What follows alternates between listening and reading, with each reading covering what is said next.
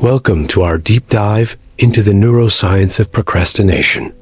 We will explore why your brain seems wired to delay tasks and how you can successfully fight back. Procrastination is not simply a character flaw. It is a complex psychological behavior. Your brain's structure and chemical responses play a very significant role in this common struggle. We often think it is laziness or poor time management. But actually, it's about managing our emotions. We avoid tasks that make us feel bad right now. Let's introduce the main characters in your brain.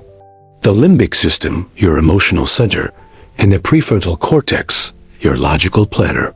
Their internal conflict is key to understanding. The limbic system is ancient and powerful. It operates on the pleasure principle. It wants immediate rewards and seeks to avoid any form of pain or discomfort. The prefrontal cortex is a more recent evolutionary development. It is the part of your brain that handles planning, decision-making, and thinking about your long-term future goals. The central battle of procrastination happens here. Your emotional limbic system clashes directly with your rational prefrontal cortex. It is a fight between feeling good now versus future rewards. When you face a difficult or boring task, your brain perceives it as a threat. This activates the amygdala, a key part of your emotional limbic system. The amygdala triggers feelings of anxiety, stress, or dread. Your brain's natural reaction is to escape this negative feeling. Procrastination becomes an easy, immediate escape route. So you put off the task and do something more pleasant. Your brain gets a small hit of dopamine, the feel-good chemical, reinforcing the habit of delaying things. This creates a vicious cycle of avoidance. The temporary relief you feel from procrastinating reinforces the behavior, making it more likely you will do it again next time. Think of your limbic system as an impulsive child. It wants instant gratification. It does not understand the concept of a future self who will suffer later. This system evolved to help us react quickly to immediate dangers. Fleeing a predator was more important than planning for winter. This ancient wiring remains in our brains. Today, the threat is not a tiger. It is a difficult exam, a boring report, or a challenging conversation. Your brain still reacts with a fight or flight response.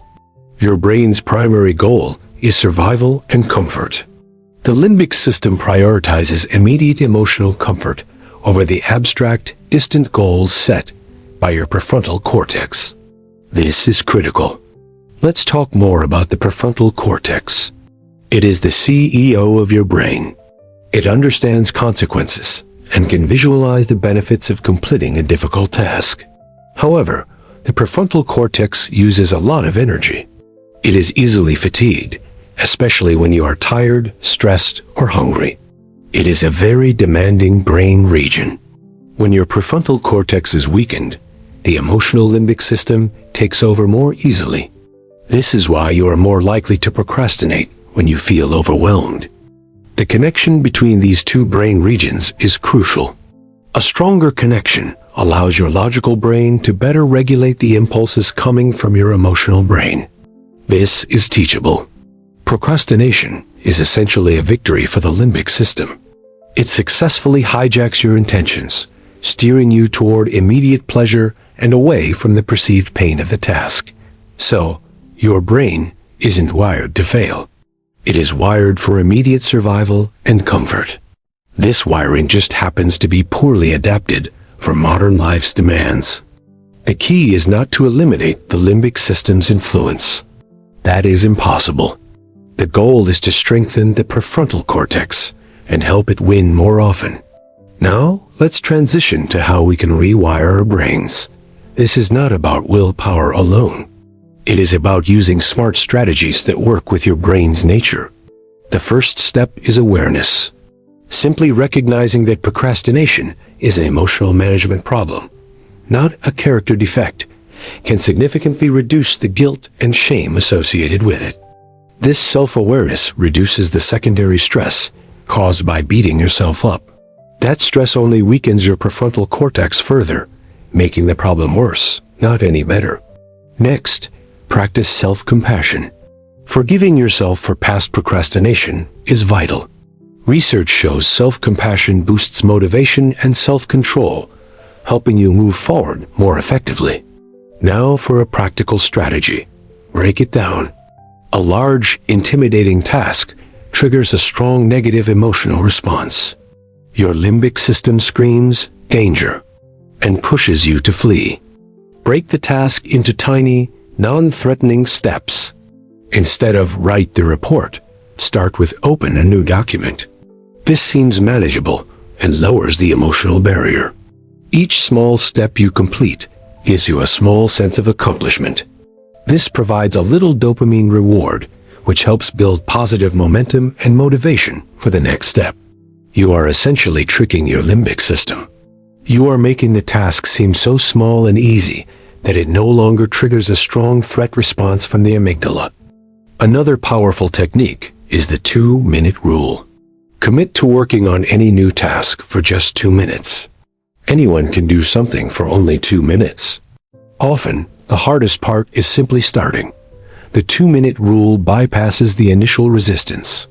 Once you start, it is much easier to continue working for a longer period. This technique helps build the habit of taking action. It trains your brain to associate starting a task with ease, rather than with overwhelming dread or negative emotions. Let's discuss managing your environment. Your brain is easily distracted by more appealing options. Remove temptations that make it easy for your limbic system to win the battle. If you need to work, turn off your phone notifications. Close irrelevant tabs on your browser. Create a workspace that signals to your brain that it is time to focus. This strategy is called commitment making. You are making a commitment to your future self by making it harder to procrastinate in the present moment. This supports your prefrontal cortex. Another strategy is to attach a reward to the task. This speaks directly to your limbic system's desire for pleasure. It links the difficult task with a positive outcome. For example, tell yourself, "After I work for 25 minutes on this project, I can watch one short video." This makes the work feel less like a chore. This is the principle behind the Pomodoro technique. You work in focused 25-minute intervals, separated by short breaks. This method respects your brain's natural energy cycles. The short breaks allow your prefrontal cortex to rest and recharge. This prevents burnout and helps you maintain a high level of focus over a longer period. Let's talk about connecting with your future self. Procrastination happens because we feel disconnected from the person who will benefit from our work or suffer from our delays. Take a moment to visualize your future self. Imagine the relief and satisfaction you will feel once the task is done. This makes the future reward feel more real. You can even write a letter to your future self. This exercise strengthens the neural pathways that connect your present actions to their future consequences. Empowering your prefrontal cortex. Understanding your why is also incredibly powerful. Why is this task important? Connecting the task to your deeper values and goals makes it more meaningful and less dreadful. If the task feels pointless, your brain will naturally resist it. But if it is a step toward a meaningful goal, your prefrontal cortex has a stronger argument. Mindfulness and meditation are also excellent tools for rewiring. They train your brain to observe your thoughts and feelings without immediately reacting to them, which is a key skill. When you feel the urge to procrastinate, mindfulness allows you to notice the feeling of discomfort without giving into it. You create a space between impulse and action. This practice directly strengthens the prefrontal cortex. It enhances your ability to regulate emotions and maintain focus on your intended goals, making you less reactive to internal states. Consider the role of your physical health. Your brain needs fuel. Proper sleep, nutrition, and exercise are fundamental for a well-functioning prefrontal cortex and a regulated brain. When you are sleep-deprived, your amygdala becomes hyperactive and your prefrontal cortex function plummets.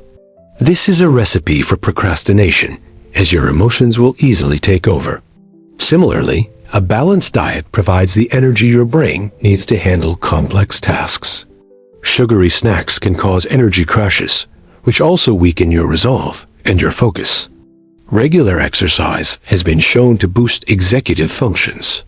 It improves mood, reduces stress, and strengthens the very brain regions needed to successfully overcome procrastination. Let's look at reframing your thoughts. The language you use matters. Instead of thinking, "I have to do this," try thinking, "I choose to do this." Have to implies an external force and creates resistance. Choose to reinforces your sense of agency and control, empowering your prefrontal cortex to take the lead. You can also reframe the task itself. Focus on the positive aspects. What can you learn from it? How will it help you grow or achieve something important? This cognitive reframing changes your emotional response to the task. It reduces the perceived threat, making it easier for your brain to engage with it productively. Another powerful tool is accountability. Tell a friend about your goal. The simple act of stating your intention out loud makes you more likely to follow through with it. This works because it adds a social consequence to an action. Your brain wants to maintain a positive social standing, which adds weight to completing the task as you promised. Accountability partners or groups can provide support and encouragement. They can help you celebrate small wins and navigate setbacks, keeping your motivation high throughout the entire process. Remember that perfectionism is a major driver of procrastination. The fear of not doing a task perfectly can be so paralyzing that you avoid starting it at all. Your limbic system perceives the potential for failure or criticism as a significant threat. It is easier to not try at all than to try and fail. The antidote to this is to embrace good enough. Give yourself permission to do an imperfect job. You can always come back and revise it later on. The goal is progress, not perfection. A finished, imperfect project is infinitely better than a perfect, unfinished one that exists only in your mind. This is crucial. Let's review the core conflict again. It is your impulsive, emotional brain versus your logical, planning brain. Procrastination is the emotional brain's temporary victory over your rational side. Every time you give in, you strengthen the neural pathway for procrastination. You are teaching your brain that avoidance is a valid and effective strategy for dealing with discomfort. Conversely, every time you push through the initial discomfort and start a task, you weaken that pathway. You are building a new habit, a new neural circuit. You are actively strengthening the connection between your prefrontal cortex and your limbic system. You are teaching your rational brain how to effectively soothe and guide your emotional brain. This is the essence of neuroplasticity. Your brain is not fixed. The habits you practice physically change its structure and function over time. You can build a better brain. Let's discuss temptation bundling. This is a strategy where you pair an action you want to do with an action you need to do. It is highly effective. For example, you only allow yourself to listen to your favorite podcast while you are doing the laundry. Or you only watch your favorite show while exercising. This links the dopamine hit from the enjoyable activity with a less desirable task. It makes the chore feel less like work and more like a treat. Another aspect to consider is decision fatigue. Making too many decisions depletes the mental energy your prefrontal cortex needs to resist procrastination. It is a very real thing. Simplify your life where you can. Plan your meals, lay out your clothes the night before. Automate routine decisions to save your willpower for more important tasks. A structured routine is your prefrontal cortex's best friend. When your actions are guided by habit, you do not need to exert as much conscious effort or willpower. This is why creating a consistent morning or work routine can be so effective. It puts you on autopilot, bypassing the internal debate about whether to start working. Also, be mindful of your energy levels throughout the day. Are you a morning person or a night owl? Schedule your most challenging tasks for your peak energy times. Working against your natural biological rhythms is like swimming against a strong current. It makes everything harder and depletes your prefrontal cortex's resources much more quickly. Let's talk about the fear of the unknown. Sometimes we procrastinate because we are not sure how to start or what the final outcome will look like. This uncertainty is perceived as a threat by your brain. The best way to combat this is to seek clarity. Do more research or ask for guidance. Create a detailed plan or outline. Breaking down the unknown into a series of known, concrete steps makes the entire process feel much safer and more manageable. Consider the role of negative self-talk. Phrases like, "I'm so lazy," or "I can't do this," become self-fulfilling prophecies. They actively sabotage your efforts. These thoughts increase your stress and anxiety. This further weakens your prefrontal cortex and makes it even more likely that your emotional brain will win the battle. Practice catching these negative thoughts. When you notice one, challenge it. Replace it with a more compassionate and realistic statement, such as, "This is hard, but I can start." Visualization can also be a powerful tool for rewiring. Don't just visualize the successful outcome. Visualize the process itself. Imagine yourself working calmly and effectively on the task. This mental rehearsal prepares your brain for the actual work. It reduces the perceived novelty and threat of the task, making it easier to begin when the time comes. Remember to celebrate your wins, no matter how small they are. Did you work for 2 minutes? Acknowledge it. Finished a small step? Pat yourself on the back. Celebration releases dopamine. It reinforces the new, positive behavior. You are teaching your brain that taking action, not avoiding it, is the true path to feeling good. Understand that setbacks will happen. There will be days when procrastination wins. Do not see this as a catastrophic failure. It is a normal part of the process. The key is to not let one setback derail you completely.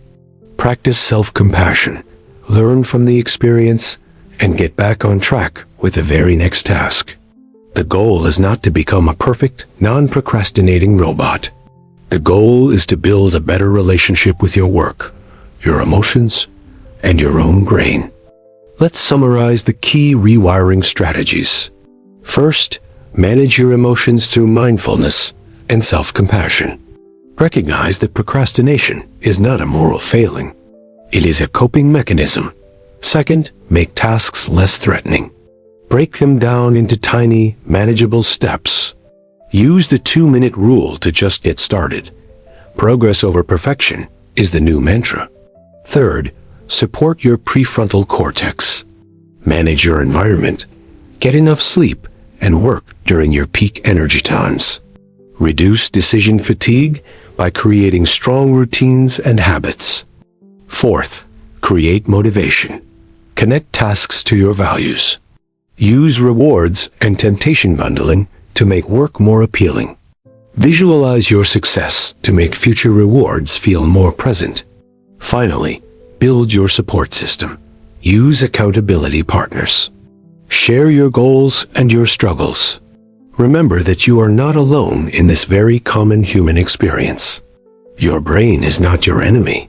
It is a powerful tool that has been shaped by millions of years of evolution. It is just operating on an old program. By understanding the neuroscience, you can work with your brain instead of against it. You can be the programmer, consciously choosing the habits you want to install. Change is a gradual process.